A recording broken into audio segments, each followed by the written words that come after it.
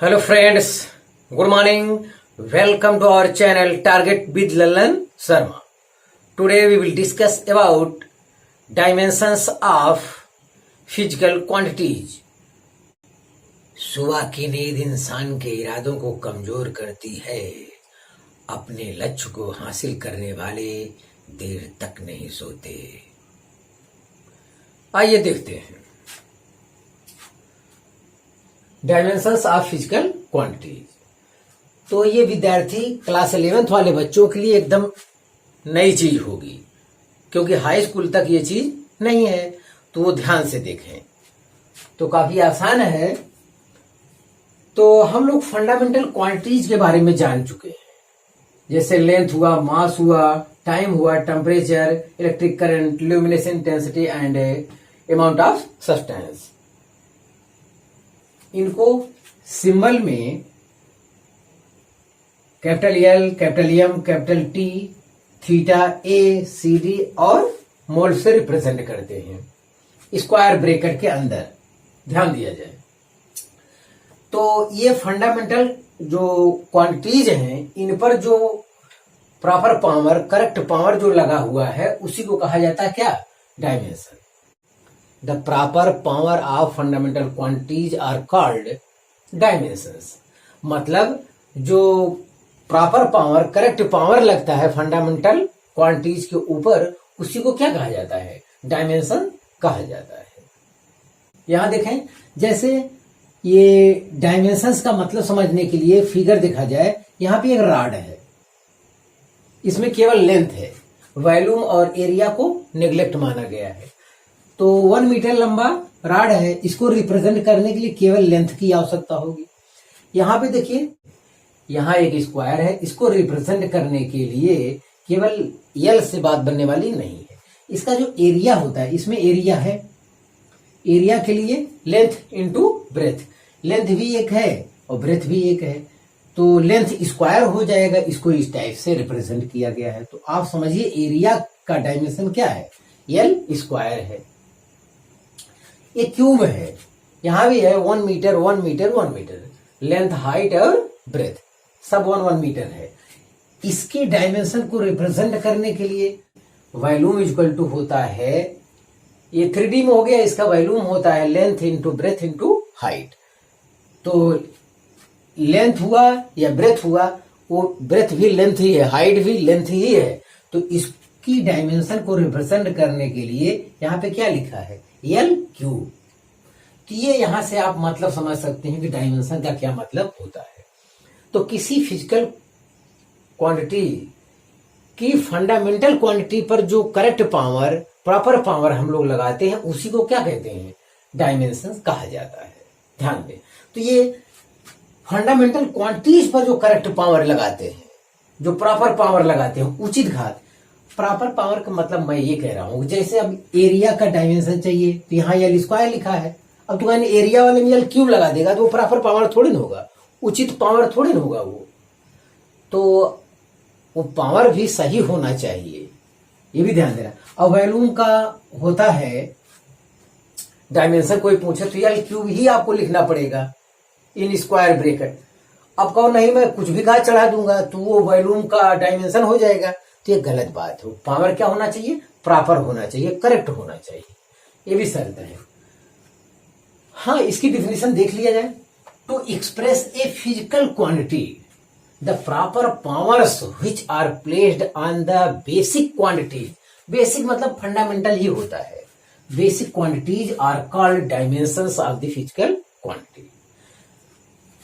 ध्यान दें, तो किसी फिजिकल क्वांटिटी के फंडामेंटल क्वांटिटीज पर जो प्रॉपर पावर चढ़ाते हैं, उसी को हम लोग क्या कहते हैं? डायमेंशंस ऑफ फिजिकल क्वांटिटीज कहते हैं। तो ये फंडामेंटल क्वांटिटीज पर पावर आपको पता चल गया। अब इसकी सहायता से कुछ हम लोग समझ लेते हैं। चलो निकालते हैं। यहां पे मान लेते हैं, सरल एक शुरुआत करते हैं, स्पीड निकाल लेते हैं। अभी आगे समझाया जाएगा। स्पीड इक्वल टू जो फार्मूला होता है, डिस्टेंस अपॉन टाइम होता है फार्मूला। तो यहाँ पे जिसकी भी आप डायमेंशन फाइंड करना चाहते हैं उसका फार्मूला आपको ज्ञात होना चाहिए। अगर वो फार्मूला आपकी जानकारी में है तो डायमेंशन आपका हो जाएगा। तो स्पीड की डायमेंशन इसकी क्या हो जाएगी, ये डिस्टेंस का क्या होता है, इन स्क्वायर ब्रैकेट में एल लिखो और यहां क्या लिखोगे टी। इसे हम लोग क्या कहेंगे, एल टी पावर -1 स्पीड हो गया है आपका। देखिए यहां से यस। तो हमें लगता है ये मतलब आप समझ चुके हैं। मतलब किसी फिजिकल क्वांटिटी को रिप्रेजेंट करने के लिए उसके फंडामेंटल क्वांटिटी पर जो प्रॉपर पावर हम लोग चढ़ाते हैं उसी को क्या कहते हैं, डायमेंशंस कहते हैं। फिर परिभाषा और क्लियर किया जाए, फोर्स, फोर्स का फार्मूला होता है F equal to M A. यहां से फोर्स का डायमेंशन, तो एम ए क्या होता है, rate of change of velocity, तो डेल्टा वी अपॉन टी, ऐसा हो गया। तो चलिए अब यहां पे रखते हैं फोर्स का डायमेंशन, फोर्स का डायमेंशन क्या हो जाएगा, एम हो जाएगा और इसका हो जाएगा वेलोसिटी का आप अभी ऊपर लिखे हो, वेलोसिटी स्पीड दोनों का एक ही होता है। ये हो जाएगा एल टी -1 अपॉन टी। अब इनको कंबाइन कर लिया जाए, इनको जब आप कंबाइन करोगे तो इन स्क्वायर ब्रैकेट हो जाएगा एम एल टी पावर -2। देखिए फोर्स का डायमेंशन आ गया। तो अगर आपको फार्मूला का ज्ञान है तो हम डायमेंशन निकाल लेंगे। फिजिकल क्वांटिटी हो गया आपका फोर्स, फोर्स की डायमेंशन हो गई क्या, स्क्वायर ब्रैकेट में एम एल टी पावर -2। तो फिर मैं कह रहा हूं किसी फिजिकल क्वांटिटी की डायमेंशन के लिए उसके फंडामेंटल क्वांटिटीज पर जो प्रॉपर पावर चढ़ाते हैं उसी को क्या कहते हैं, डायमेंशंस कहते हैं। क्वांटिटी कौन है, फोर्स हो गया, उसके फंडामेंटल क्वांटिटी पर जो प्रॉपर पावर चढ़ाते हैं उसी को क्या कहते हैं, डायमेंशन कहते हैं। अब थोड़ा और कठिन पे गौर किया जाए, यहां पे लिखा है gravitational force, gravitational force F equal to होता है G(m1m2) अपॉन r²। हमें लगता है ये फार्मूला आप देखे होंगे। तो ये ग्रेविटेशनल कांस्टेंट है कैपिटल G इक्वल टू यहां से लिख सकते हैं F into r² upon m1m2। ये आपको फार्मूला का ज्ञान है, अगर ये फार्मूला जानते तो ये भी फार्मूला निकाल ले जाएंगे। अब कोई कहे कि ग्रेविटेशनल कांस्टेंट कैपिटल G की डायमेंशन बताइए, बस तो बताने के लिए आपको यहां क्या करना होगा, देखिए फोर्स की डायमेंशन लिखिए, फोर्स की डायमेंशन देखिए हम लोग निकाल चुके हैं। अब यहां डायरेक्ट रख दीजिए, और ये आर रेडियस है, रेडियस भी क्या है, लेंथ होता है, लेंथ का स्क्वायर हो जाएगा क्योंकि इसका 2 पावर पहले से है, ये हो गया। यहाँ m1 m2 मास का कैपिटल M होता है तो 2 है तो m स्क्वायर हो जाएगा। अब इनको एक में कर लिए, कंबाइन कर लिए इन स्क्वायर ब्रैकेट में। m का पावर क्या हो जाएगा, नीचे 2 है ऊपर 1 है, एक पावर कटेगा, एक नीचे बचेगा, ऊपर जाएगा -1, m पावर -1 हो गया। यहाँ l का पावर 2 और 1 3 हो गया, यहाँ t पावर -2। तो आज से कैपिटल G की जो डायमेंशंस आई वो कितना आया, m पावर -1, l पावर 3 और t पावर -2। तो किसी फिजिकल क्वांटिटी के फंडामेंटल क्वांटिटी पर जो प्रॉपर पावर हम लोग चढ़ाते हैं उसे क्या कहते हैं, डायमेंशंस कहते हैं। तो आप इसे कॉपी कर लीजिए। हाँ विद्यार्थी, अगला हेडिंग देखा जाए डायमेंशनल फार्मूला। तो किसी फिजिकल क्वांटिटी की डायमेंशनल फार्मूला यह रिप्रेजेंट करता है कि उसके फंडामेंटल क्वांटिटीज पर कितना प्रॉपर पावर है या उसकी कितनी प्रॉपर डायमेंशन है, उसी को कहा जाता है डायमेंशनल फार्मूला। तो जैसे dimensional formula of force is m(L)T power -2। तो m की डायमेंशन 1 है, L की डायमेंशन 1 है और T की डायमेंशन कितना है, -2 है। किसी फिजिकल क्वांटिटी की डायमेंशनल फार्मूला यह रिप्रेजेंट करता है कि उसके फंडामेंटल क्वांटिटीज पर कितनी प्रॉपर डायमेंशंस हैं। यस, तो यही चीज ये बताता है। इसको इतना विधिवत लिखने की जरूरत नहीं थी, और केवल यही हमको इसी लाइन की जरूरत है, और इससे ज्यादा कोई विशेष मतलब नहीं। ये डिफिनीशन इंपॉर्टेंट नहीं है, फिर भी देख लिया जाए। The dimensional formula of a physical quantity is an expression that show how many dimensions are there in that physical quantity. Example के तौर पे लिखा है, dimensional formula of force is mL⁻²।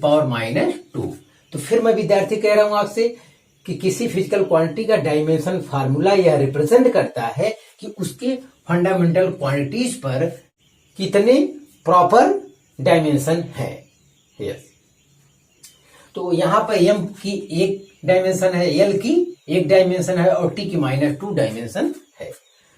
तो ये आपसे अलग अलग भी पूछा जा सकता है कि डायमेंशनल फार्मूला ऑफ फोर्स में टाइम की डायमेंशन कितनी है, मास की डायमेंशन कितनी है, लेंथ की डायमेंशन कितनी है। अलग अलग अगर पूछा जाएगा तो टाइम की डायमेंशन -2, या तो जेईई में इसको ऐसा भी लिखा जाता है 1 1 -2, केवल पावर ही लिख देते हैं। इसका मतलब अपने आप हो जाता है कि m पावर 1 है, l पावर 1 है, और t पावर -2 है। ऐसा भी होता है, जेई वगैरह में ऐसा भी लिखने को मिल जाता है।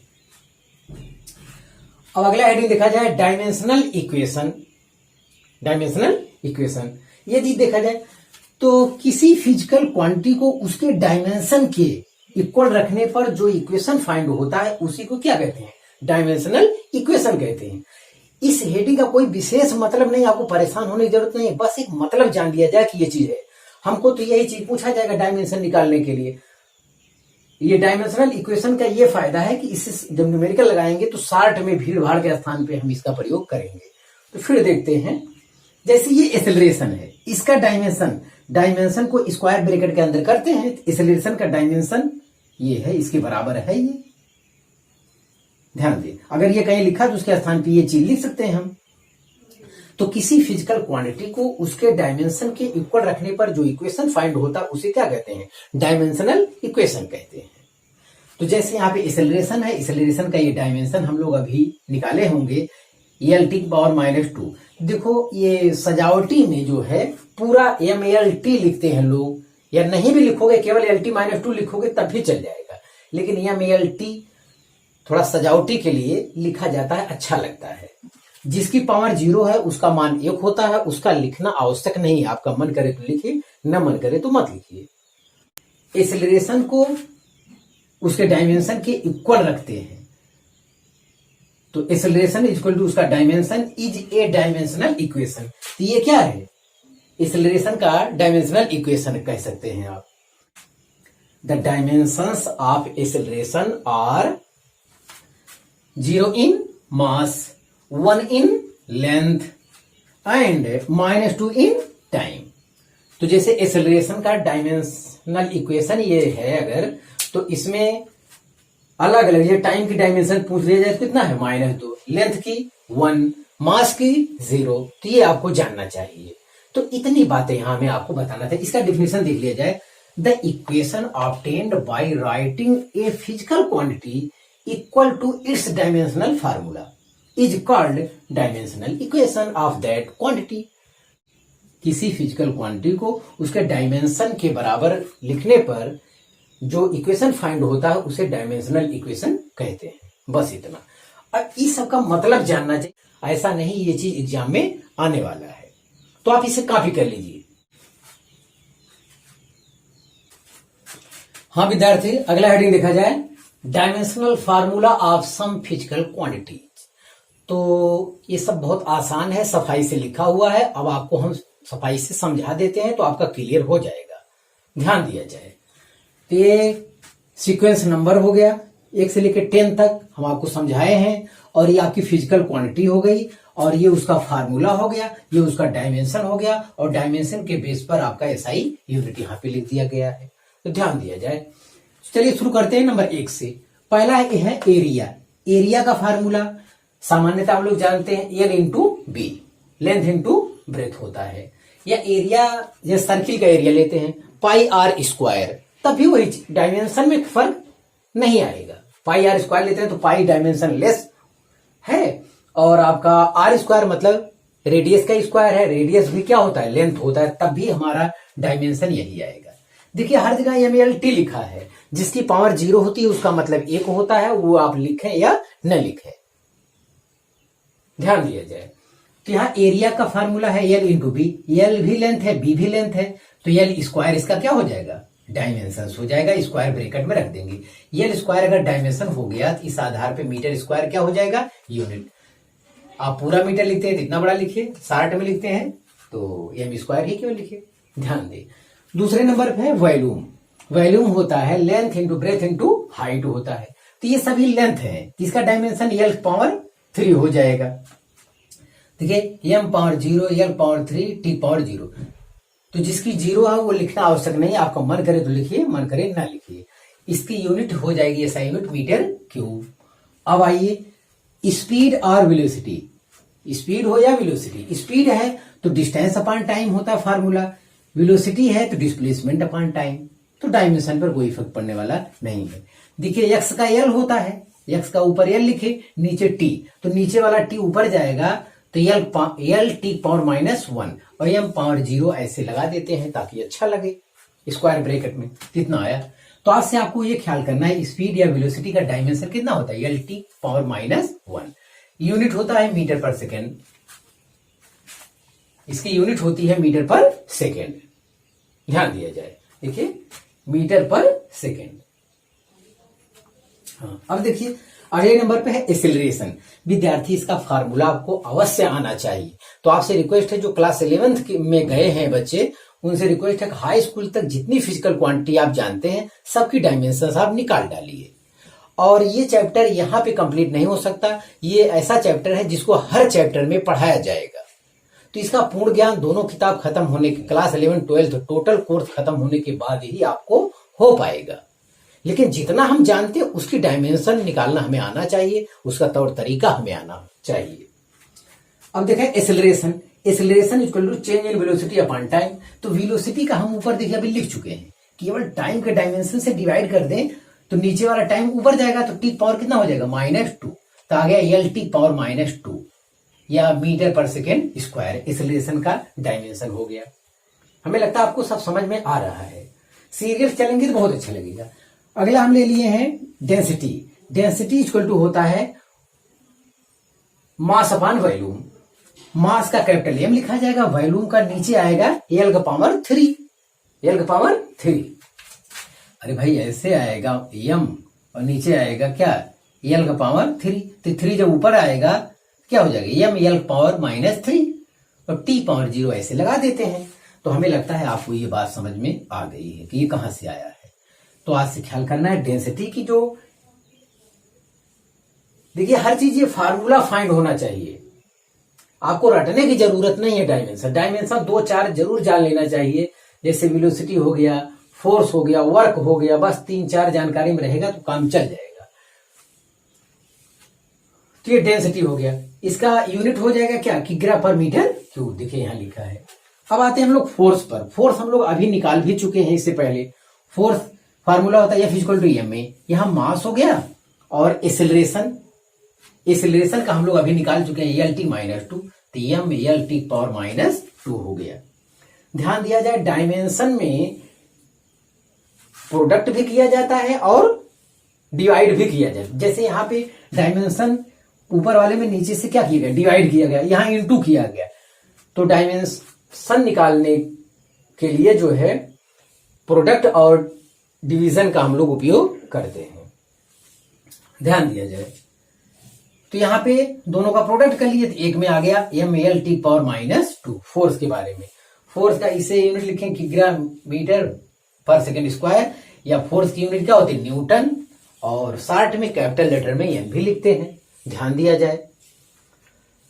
और इसका मतलब बताए हैं कि ये न्यूटन कब लिखा जाएगा, कब, कैपिटल लेटर में N लिखा जाएगा। अगर साइंटिस्ट के नाम पे यूनिट है तो फुल अगर आप लिखते हैं तो आप पहला स्मॉल लेटर शुरू करेंगे, और अगर एक अक्षर में लिखते हैं तो कैपिटल N लिखेंगे। ये तरीका बताया गया है साइंटिस्ट के नाम पे जो है। हाँ देखिए वर्क, देखिए work equal to force into displacement होता है। तो फोर्स का हम लोग अभी निकाले थे, फोर्स का कहां पे, यहां पे फोर्स का निकाले थे, केवल यही डिस्प्लेसमेंट मतलब एल की एक पावर और बढ़ा देना था। एल की एक पावर और अगर बढ़ा देते हैं तो ये हमारा क्या हो जाएगा, वर्क की डायमेंशन हो गई। तो M L square T power -2, काफी आसान है। तो यहां से किग्रा मीटर स्क्वायर सेकेंड पावर -2।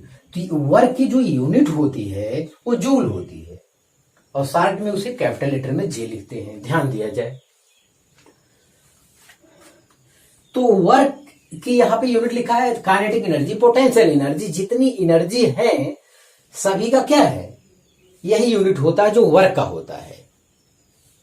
मैं एनर्जी डेंसिटी की बात नहीं कर रहा हूं, मैं केवल एनर्जी की बात कर रहा हूं। एनर्जी जितने हैं सभी की यूनिट वर्क की एनर्जी के, वर्क के यूनिट के बराबर होता है।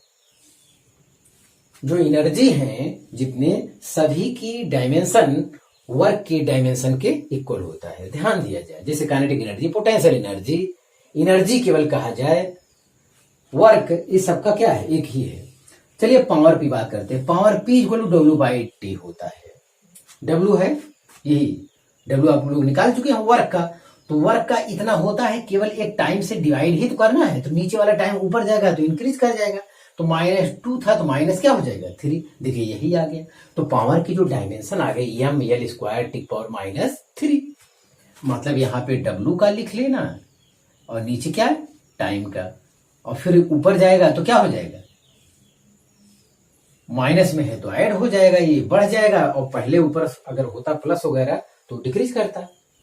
हाँ, अब इसकी यूनिट देखें किग्रा मीटर स्क्वायर सेकेंड पावर -3, या पावर की यूनिट जो होती है वो वाट होता है। वाट ये साइंटिस्ट है, इसीलिए अगर पूरा लिखोगे तो पहला लेटर पहला स्मॉल में होना चाहिए, अगर सिंबल में क्या लिखना चाहते हैं तो W कैपिटल लेटर में होना चाहिए।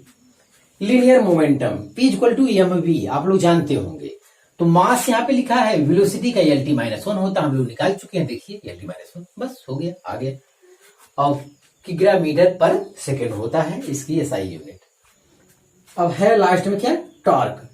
टॉर्क ये है टाउ इक्वल टू होता है फोर्स इनटू परपेंडिकुलर डिस्टेंस होता है।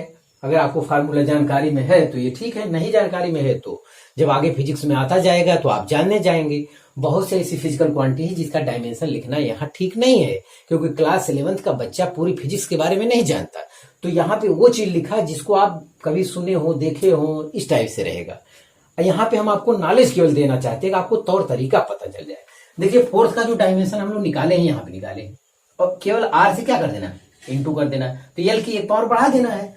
तो देख रहे हैं हम लोग जो वर्क की डायमेंशन है वही डायमेंशन क्या आ रहा है, टॉर्क की भी आ रहा है। लेकिन यहां कंसेप्ट समझा जाए विद्यार्थी, वर्क की यूनिट जूल लिख सकते हैं, लेकिन टॉर्क की यूनिट जो है जूल नहीं लिख सकते। क्यों, टॉर्क एक प्रकार का फोर्स है जो किसी एक्सिस के अबाउट वर्क करता है, जबकि ये वर्क है, एनर्जी है, समझ रहे हैं ना। तो ये दोनों में बहुत अंतर है, तो इसकी यूनिट जूल नहीं लिख सकते हम लोग। यहां पे हमें इसकी यूनिट न्यूटन मीटर लिखना होगा, ध्यान दिया जाए। हाँ, तो आप इसे कॉपी कर लीजिए। एक भी बात और विद्यार्थी हमें बताना है कि जिस फिजिकल क्वांटिटी का डायमेंशन होता है उसकी यूनिट अवश्य होती है। जिस फिजिकल क्वांटिटी का डायमेंशन होता है उसकी यूनिट अवश्य होती है, लेकिन यह आवश्यक नहीं है कि जिस फिजिकल क्वांटिटी की यूनिट हो उसकी डायमेंशन भी हो। जैसे लेंस की क्षमता, लेंस की क्षमता की यूनिट होती है डायप्टर, लेकिन ये क्या है, डायमेंशन लेस क्वांटिटी, इसकी डायमेंशन नहीं होती। और प्लेन एंगल कि इसकी प्लेन एंगल इसका यूनिट होता है रेडियन, लेकिन ये डायमेंशन लेस क्वांटिटी है, इसका डायमेंशन नहीं होता है। और सॉलिड एंगल स्टेरेडियन होता है इसकी यूनिट, लेकिन ये भी क्या है, डायमेंशन लेस क्वांटिटी है, इसकी डायमेंशन नहीं होती है। हम समझते हैं कि इसका मतलब आप जरूर समझ गए होंगे। जिस फिजिकल क्वांटिटी का डायमेंशन होता है उसकी यूनिट भगवान कसम अवश्य होता है, लेकिन यह आवश्यक नहीं है कि जिस फिजिकल क्वांटिटी की यूनिट हो उसका डायमेंशन भी हो। ऐसा भी है, बहुत है कि जिनकी यूनिट होते हुए भी उसका डायमेंशन नहीं है। ये चीज हम डायमेंशन की लिमिटेशन में आपको बताएंगे, तो आप इसे कॉपी कर लीजिए।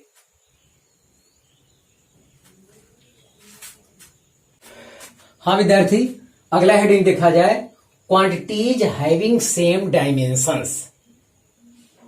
मतलब कौन सी क्वांटिटी है जो सेम डायमेंशंस रखती है। तो इसका बड़ा उपयोग है, खासकर कंपटीशन में या बोर्ड में भी बहुत जरूरी है। जो क्लास 11th के बच्चे हैं, संभव है वो उसमें कुछ फिजिकल क्वांटिटी के बारे में नहीं जानते हैं, फिर भी यहाँ पे लिखा गया है। तो लिखा गया है तो भविष्य के लिए लिखा गया है। जब आपका पूरा फिजिक्स कंप्लीट हो जाएगा तब आप देखेंगे, तब इसकी अहमियत बहुत बढ़ जाएगी। ध्यान दिया जाए, जैसे यहाँ पे लिखा है डायमेंशन m0 L0 T⁻⁻1, मतलब T⁻⁻1 ही केवल है। ये किसकी डायमेंशन है? ये फ्रीक्वेंसी की है।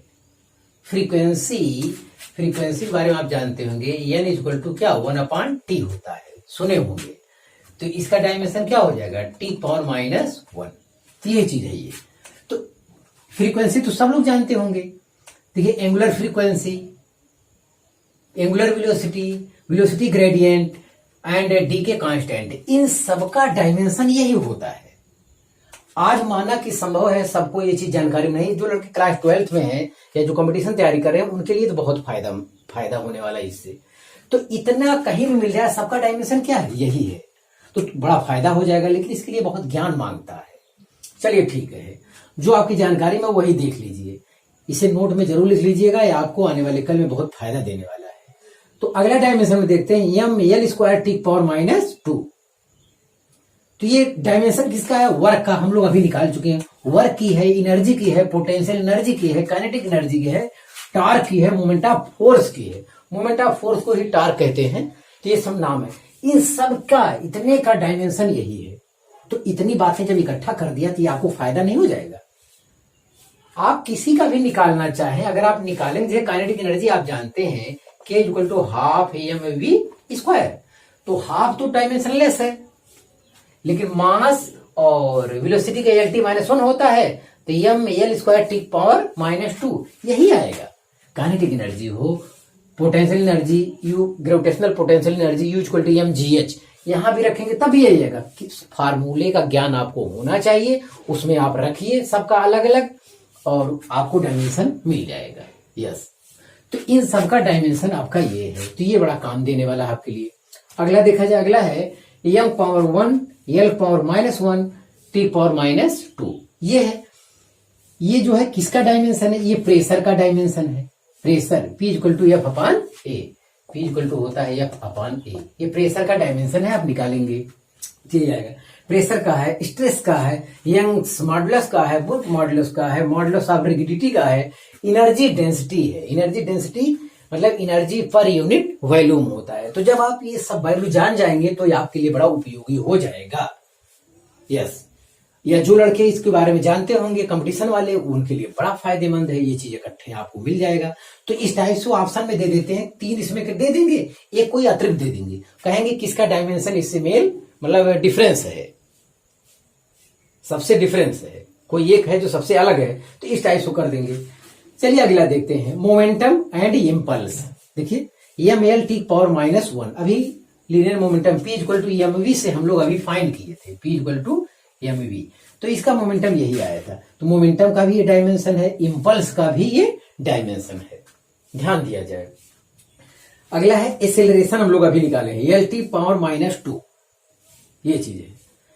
तो ये किसका डायमेंशन होता है? एक्सेलरेशन ड्यू टू ग्रेविटी, मतलब ये स्मॉल लेटर में G होता है। Acceleration due to gravity, gravitational field intensity, ये क्लास 12th में आपको मिलेगा। एक्सेलरेशन मतलब लीनियर एक्सेलरेशन A, हम लोग वही निकाल चुके हैं अभी। सेंट्राइपेटल एक्सेलरेशन एंड टेंजेंटियल एक्सेलरेशन, इतने का ये डायमेंशन होता है। ग्रेविटेशनल फील्ड इंटेंसिटी, इस पर ध्यान दिया जाए, ये क्लास 12th में आपको मिलेगा। अगला है m/L T⁻⁻2, ये फोर्स का डायमेंशन होता है, हम लोगों ने अभी निकाला है। तो फोर्स का होता है, थ्रस्ट भी फोर्स है, जोर, थ्रस्ट भी फोर्स है, वेट है, एनर्जी ग्रेडियंट है, इन सब का डायमेंशन आपका यही होता है। तो जैसे जैसे आप फिजिकल क्वांटिटी के बारे में जान जाएंगे, उसका फार्मूला जान जाएंगे, भगवान कसम आपको डायमेंशन बहुत आसान लगने लगेगा। तो आप इसे कॉपी कर लीजिए, अभी कुछ और इसमें हमें जानकारी देना है। हाँ विद्यार्थी, कुछ और क्वांटिटी को देखा जाए जिसकी डायमेंशन सेम होती है। तो जिसमें अगला है M L square T power -1, ये होता है एंगुलर मोमेंटम का, जो कि आप नहीं पढ़े हैं। फ्लैंक्स कांस्टेंट का ये डायमेंशन होता है। तो आने वाले कल में ये चीज आपको बहुत अच्छा लगेगा। मैं फिर बार बार यही कह रहा हूं कि अभी हो सकता है आपको जानकारी नहीं है, जो लड़के तैयारी वाले होंगे उनके लिए तो बहुत अच्छा है। तो इन दोनों का डायमेंशन ये होता है, ध्यान दिया जाए। ये कहीं दोनों मिले तो आप जान लेना कि इनकी डायमेंशन क्या है, सेम होगी। ये डायमेंशन लेस क्वांटिटी है सब। M0 L0 T0। तो यहां पे है angle, solid angle, strain, refractive index, relative density, relative permittivity, relative permeability, Poisson ratio etcetera. तो ये सब ऐसे हैं फिजिकल क्वांटिटी हैं जिनकी डायमेंशन नहीं होती। जिनकी डायमेंशन नहीं होती तो ये M0 L0 T0 इस टाइप से लिख देने से उसका मतलब वही होता है, डायमेंशन लेस क्वांटिटी है। यस, तो ये जानना था आपको। तो ये चीज अभी एंगल, सॉलिड एंगल का कांसेप्ट मैंने बताया कि इसका डायमेंशन नहीं होता है। यस, तो जब फिजिकल क्वांटिटी का फार्मूला आप जान जाएंगे तो आपको पता चल जाएगा कि ये चीज करेक्ट है। यस, अब अगला है जो क्लास 12 के कोर्स का है M0 L0 T किसका होता है? तो ये यूनिट बहुत जरूरी माना जाता है, कंपटीशन में भी ये ऑप्शन में रहता है। L/R की डायमेंशन क्या होती है? T होती है। ये बोर्ड लेवल पे भी आया है। अंडर LC का डायमेंशन T होता है। RC का डायमेंशन क्या होता है? तो LCR ये सर्किट होता है, क्लास 12 में आपको पढ़ाया जाएगा AC में। तो वेयर L क्या है? इंडक्टेंस है। C क्या है? कैपेसिटेंस है। और R को तो आप जानते होंगे, ये रेजिस्टेंस है। तो ये यहाँ पे जानकारी आपको दी गई है। अगला है surface tension, surface energy. Surface energy का मतलब है energy per unit area, AREA। ध्यान दिया जाए, यहाँ पे है। तो इन सब का क्या होता है? इन दोनों का यहाँ पे क्या होगा? डायमेंशन सेम होगा, सरफेस टेंशन का, सरफेस एनर्जी का। ध्यान दिया जाए तो M T⁻² होता है। तो विद्यार्थी आप इसे कॉपी कर लीजिए। हाँ विद्यार्थी, आज बस इतना ही। आप मेहनत से पढ़ाई करते रहें। All the very best.